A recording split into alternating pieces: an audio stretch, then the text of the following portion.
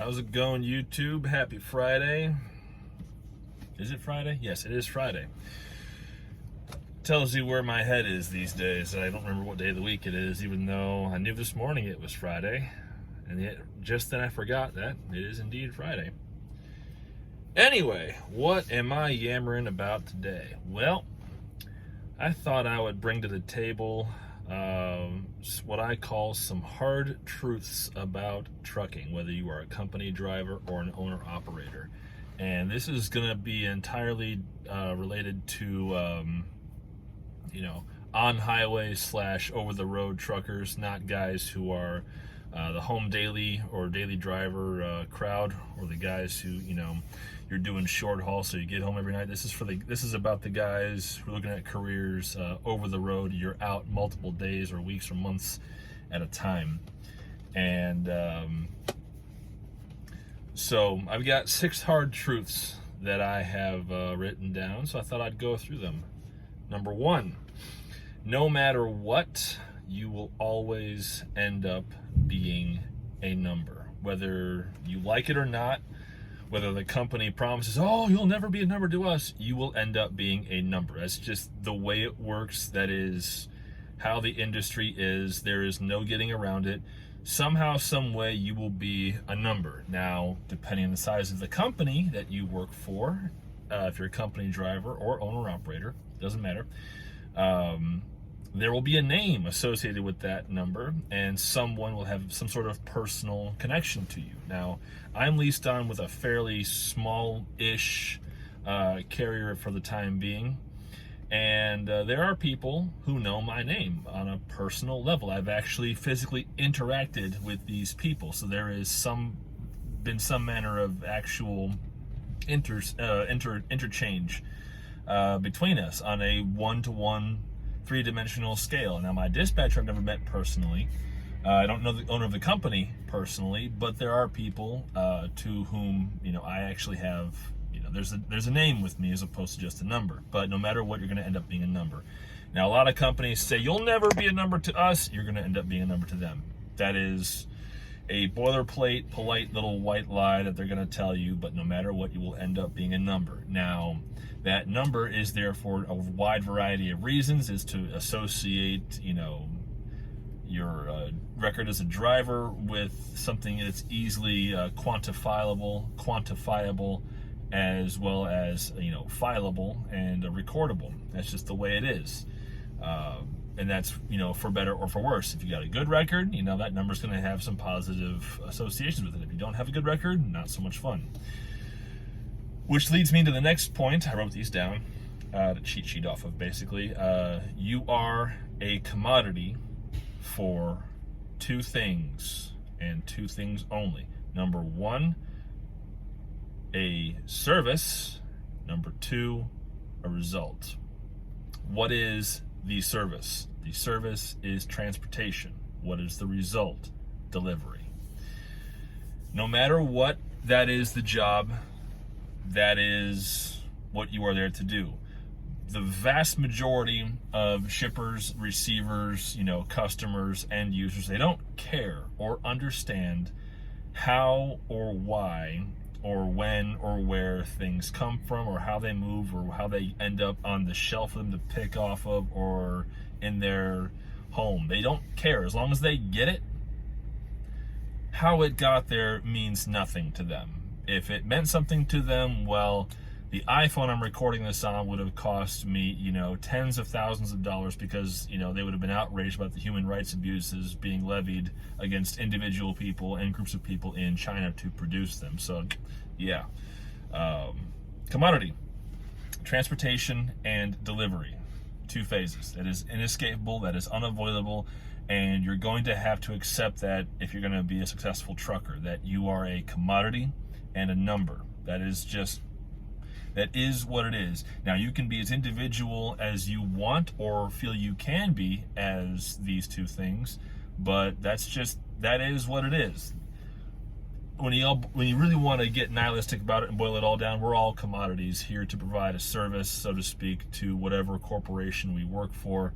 or whatever business we run. As a business owner, you're still a commodity. You are still providing a service of some sort, whether that is the warehousing and storage of goods for someone to come in and take away to the end user, or you are the final mile arrival, meaning you are the purchase, the point of purchase, the point of sale for a customer. That's your business, that's your service. You're still a commodity, and in some respects you are still replaceable, which brings me into my third point. You will never be bulletproof. Doesn't matter if you're a company driver or an owner operator, you are never ever bulletproof, because there is always some way that you can either end your career or your job, by not being intelligent about how you truck, how you do your job, how you run your business. Now, company drivers are under a different kind of gun from owner operators, because owner operators who actually own their trucks, not lease operators, where they go, their truck must necessarily follow. So an owner operator, if a company decides to sever the contract or terminate the contract of an owner operator, they lose the driver and they lose the truck. Now, some situations require that. If an owner operator, does not operate in good faith according to the terms of the contract he or she or they signed, then that's a termination that the company will accept. The driver did not operate in accordance with the contract or failed to meet the contract's expectations, and so therefore the contract was terminated. Okay, that's fair. Company drivers, if you don't live up to the expectations of the company, you can be fired, which that has repercussions to you as a company driver, because if you want to get on somewhere else, there's a lot of folks out there who need drivers, but they're all looking for good drivers, meaning if you're coming in with a bunch of accidents or some serious injury wrecks on your record, or you've torn up a lot of equipment, that's going to follow you somehow, some way on your driver report that they will look at later on, whether you're going to be changing carriers or you're trying to do whatever it is you're trying to do. Your record of performance will follow you somehow, some way, and if you've got a bad record, it can really torpedo your future options in a hurry, which is why it's important to be, a good driver and, a good operator and a good worker in that respect, because, it's going to affect your bottom line. It's going to affect your opportunities. It's going to affect whether or not you can become an owner operator after being a company driver for a while. Now, what about owner operators with their own operating authority? Well, owner operators run the same risk as company drivers in some respects. What I mean by that is owner operators can have their businesses destroyed by poor practices on their part, meaning they don't keep the paperwork, they don't file their taxes, they don't keep up with maintenance, they don't keep up with whatever they need to do in order to meet their business needs. They don't spend wisely, they don't save wisely, they don't negotiate in good faith. A lot of reasons. There are a lot of reasons that an owner operator can torpedo his, her, or their business in a real hurry. Brokers do keep records. They do talk amongst each other. Everyone talks to each other nowadays. Everyone talks to everyone. Messages get out. The word gets out. If a carrier is operating in poor faith, if an owner operator is being shady, that will get out. Now, some of the shady carriers brokers might be okay with it. They may not care, because they're going to be doing whatever it is they want to do anyway. And they don't mind working with shady folks. But the better brokers, the better carriers are going to be leery of, owner operators who don't operate in good faith or who have a record of complaint against them, so to speak. So you've got to be careful in that regard as well, because as an owner operator, your reputation is your calling card. It is your watchword. You are rated.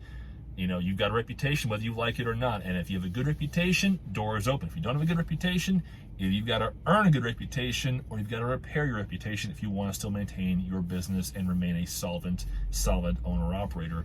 Or you'll have to get on with a carrier that's going to pay you peanuts by comparison to what you were making, under your own operating authority. So, trade-offs as it is.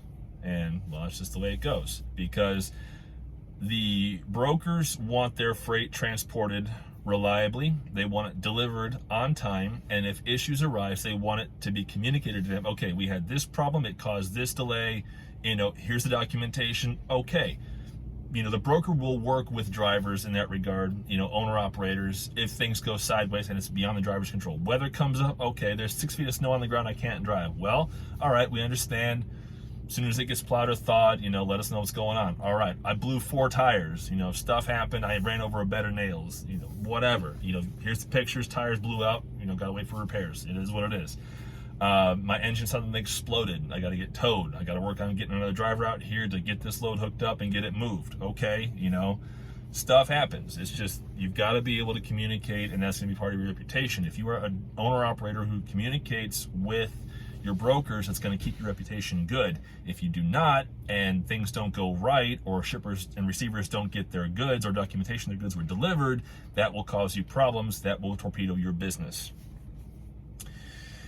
And speaking of businesses, because businesses require a tremendous amount of effort, this whole thing, whether you're a company or owner-operator, it requires tremendous personal sacrifice. You're going to be out, away from home a lot. You're going to miss moments. You're going to miss events. You can try to avoid missing things, but at some point there's going to be something that's going to happen. You're going to miss something. I have missed events. I have missed gatherings. I have missed opportunities, so to speak, to meet with friends and family and everyone else because I'm out here on the road moving freight. Now, there is a financial reward for that is significantly higher than most average wage earners get for their daily bread, so to speak. But the consequence, the sacrifice, is significantly higher than the regular everyday worker or everyday driver, so to speak, who gets to go home at night. There is a cost. And if you're going to be out here doing this job, whether you're a company driver or you're an owner operator trying to start a business, get your business going, or, whatever it is you're doing, that is the consequence. It does require tremendous sacrifice. There's a ton of owner-operators on YouTube who can tell you in great detail what they've had to give up to do this job, to run this business, to provide for their families. But the trade-off is, as long as you take care of your literal rolling business, you will be able to provide for your family as long as you are intelligent about your finances, your reporting, your record keeping, your maintenance, and whatever else you need to do to make sure your business remains viable, whether you're leased on with a carrier operating under your own authority or trying to become one of those two entities. It is easy to do, so to speak, but it's also very easy to get yourself into a lot of trouble really quickly. And, if you get yourself into a lot of trouble, your sacrifice could end up being for nothing because now you have no business, no truck, no whatever. Which brings me to my last point, the most important point perhaps. It is extremely hazardous. This job, this business, this career, this lifestyle is very hazardous, and it's hazardous in a variety of ways. Obviously, operating an up to 80,000 pound literal, factual, rolling, guided missile is fraught with peril on a moment-to-moment basis, depending on where you are, what the weather conditions are, road conditions, traffic conditions, all of that.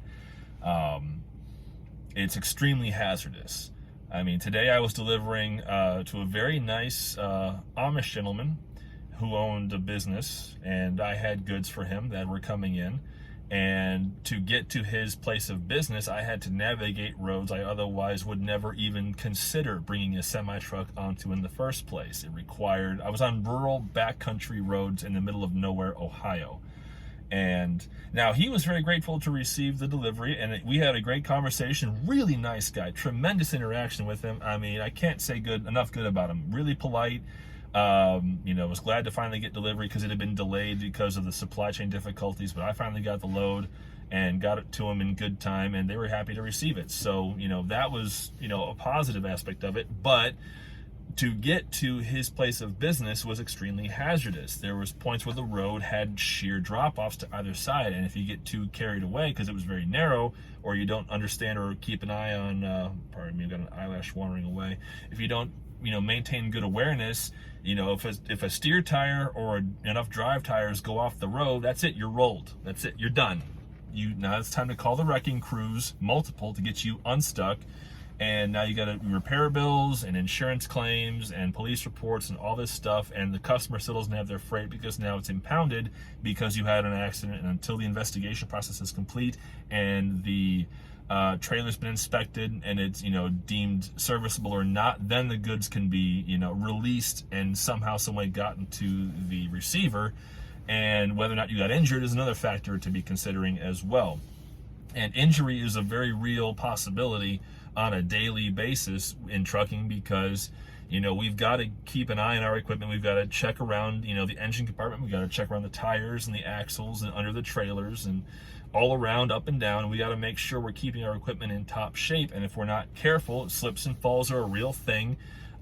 Idiots driving around us at high speed, not paying attention on their phone, doing whatever, are a real thing, are very real hazard, especially in drop yards.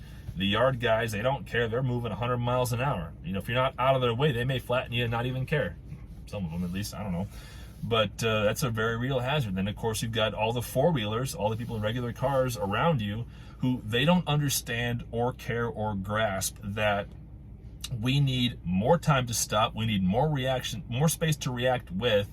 And, if we're not driving smart ourselves, your little four-wheeler vehicle will not save you, will not preserve your life from a full-scale impact from one of these trucks at high speed. You will not survive. You will not. You will not. If you're at a dead stop and we hit you hard enough, you're done. Now, obviously that requires us to be very much on the ball every moment we're driving, and most of us are not, for a wide variety of reasons. Fatigue, distraction, someone else got in the way and we have to react to a closer thing as opposed to watching for the farther thing. There's a wide variety of things that could come up at the worst possible moment to, really ruin everyone's day. I mean, we remember the situation in Colorado from 2019 where that poor gentleman missed several opportunities to take his truck off the road in a safe fashion, using runaway ramps, and as a result, 4 people died in a very horrendous car accident because his truck ended up running away from him and he had no way to stop it, and he survived, but 4 people did not.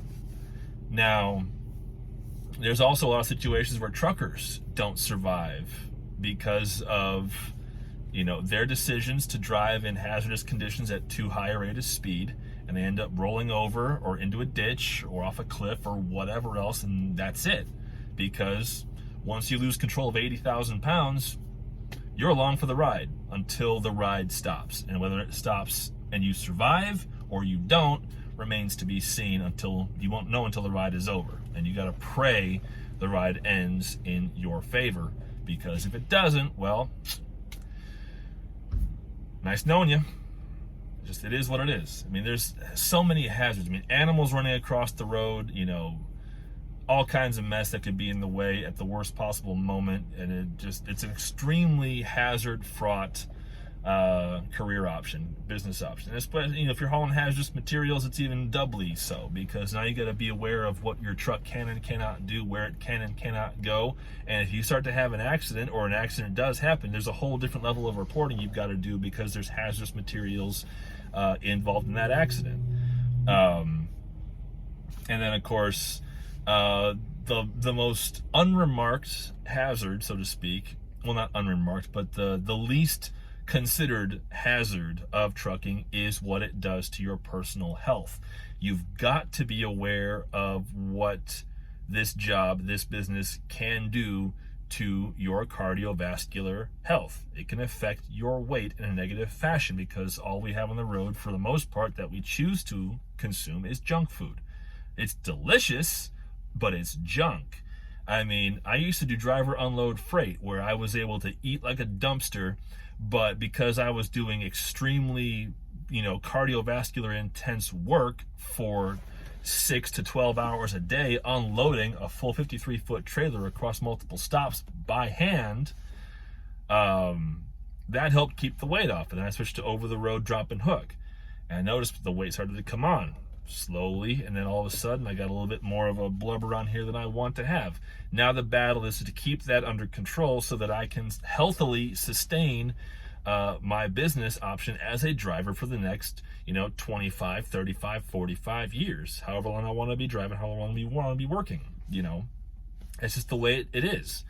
Your health is at risk doing this job in terms of the food you eat, how much water you drink, not soda, not coffee, water, how well you sleep, and how you're taking care of yourself in and out of the truck. Are you exercising? Are you trying to get to the gym and be healthy? Do something when you're on home time. Are you taking time out of your day to get out of your truck and move around?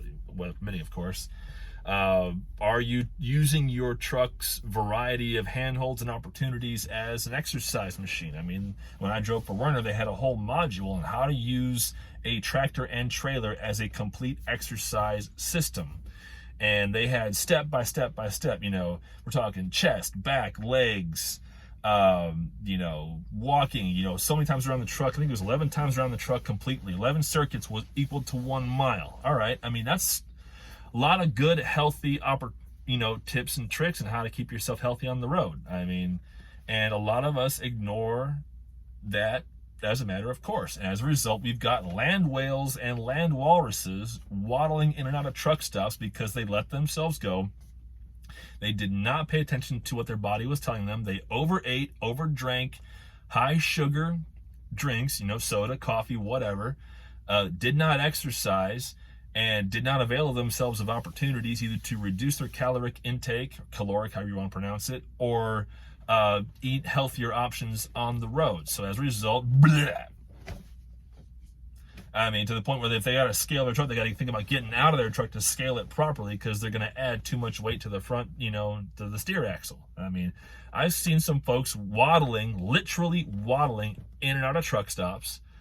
Guys who are, 5'5", 5'6", 5'10", whatever, and they literally outweigh me 2 to 3 to 4 to 1. Now, I'm 6'5" and I weigh about 215. That's not bad for my height. I'm okay with that, but I like to be either lighter or I want to have more muscle mass because I've got more blubber down here than I do muscle. I mean, yeah, there's a six-pack here, but it's been covered by a shield of flab generated by Mountain Dew and cookies, and that's a mistake on my part. I mean, my next major lifetime milestone is 40 years of age. I'm not looking forward to it, but I want to get there healthy. I want to get there with a body that's going to look good in my 40s. To do that, I got to do the work. I got to be disciplined. I got to, put the effort in to reduce my intake of terrible food. Now, that's difficult. It really is difficult. It requires discipline. And the discipline to do that is the hardest part. But then you get on the internet and you see the success stories. I saw a photo just the other day of a gentleman. I don't think he's a truck driver, but his inspiration to start changing his life around is that he was at his best friend's wedding and he was the best man. And he was 600 pounds. 600 pounds. That was his before image. The after image was him 3 years later, around now-ish, and he looked normal. He had lost, I think, close to or over 400 pounds. Why? How? Discipline. He just did the work. He did what he had to do to get it done. I don't know if he did any medical procedures like, gastric bypass or liposuction or whatever. I have no idea. But he did what he had to do to get that weight off. And now he's going to end up having a healthier life for the next, several years or several decades as a result of getting that weight off. I don't want to be a land whale or a land walrus waddling around truck stops when I'm, 40 years old. I intend to be able to still get in and out of the truck without huffing and puffing, because it's just, there is no excuse to be fat, in my opinion. And I saw myself starting to get fat. It's like, okay, it's time to start investing that. It's time to stop this before it becomes a problem that gets away from me. I don't smoke. I don't drink. Well, okay. I have the occasional scotch when I'm home with some friends, and I'm not going to be driving in the next 24 hours. So I'm safe, but still. And I don't drink beer. I'm not a beer guy. I don't drink wine. I'm not a wine person. I like scotch or bourbon or whiskey every once in a great while. But I don't drink it heavily because, again, got to be safe. And, well, you know, it can lead to poor decisions. Anyway, I'll stop harping on this. But seriously, if you are someone thinking about becoming a truck driver, going over the road, there are a lot of sacrifices. You need to be very aware of them. You need to be very mindful of what it will cost you, as well as what it can reward you at the same time. So thank you very much for watching. I hope you made it all the way through my long diatribe, and I will see you down the road.